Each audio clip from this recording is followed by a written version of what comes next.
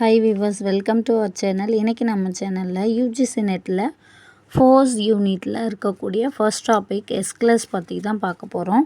இவர் வந்து founder of Greek ட்ராஜடியை பற்றி ஒரு டெஃபினேஷன் கொடுத்ததே இவர் தான்.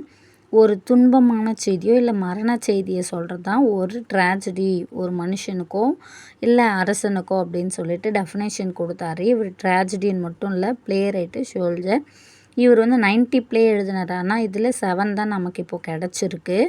இவர் வந்து ஃபஸ்ட்டு ட்ரமட்டிஸ்ட் ட்ரையாலஜின்னு சொல்கிறாங்க. 3 விஷயத்த 3 துக்க செய்தியை ஒரே பிளேயில் கொடுத்த ஒரு ஆத்தர் சொல்கிறாரு. அது மட்டும் இல்லாத டெட்ரோனஸ்ட் அப்படின்றாங்க. அதாவது ஒரு செகண்ட் ஆக்டராக ஒரு பிளேயில் இருக்கக்கூடிய ஒரு பர்சன் சொல்கிறாங்க. அதாவது ஒரு மூவியில் ஹீரோ இருந்தால், ஹீரோயின் இருந்தால் அவங்களுக்கு அப்புறம் ஒரு செகண்ட் ஆக்டர் கொடுப்பாங்க இல்லையா, அதுதான் இவர் அப்படின்னு சொல்லிட்டு அரிஸ்டாட்டில் மென்ஷன் பண்ணியிருக்காரு.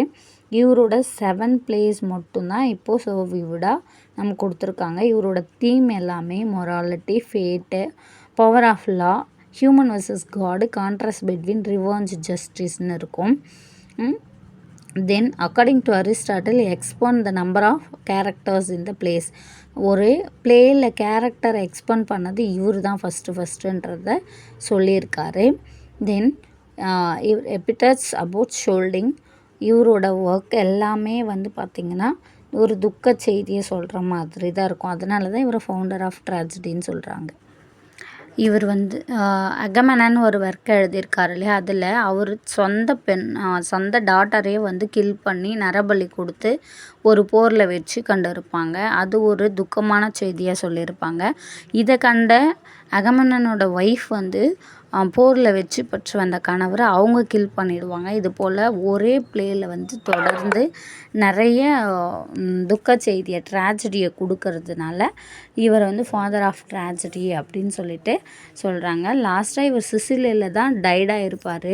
ஃபார் மித்தாக என்ன சொல்லுவாங்கன்னா, இவர் வந்து டேர்ட்டலால் தான் வந்து இறந்துட்டாங்க அப்படின்ற மாதிரி. அவரோட பால்டெட்டில் அந்த டேர்ட்டில் உட்கார்ந்ததால் ஈகிள் வந்து கொத்தின மாதிரி, அதை போல் வந்து மித்தாக ஒரு ஸ்டோரி சொல்லிப்பாங்க.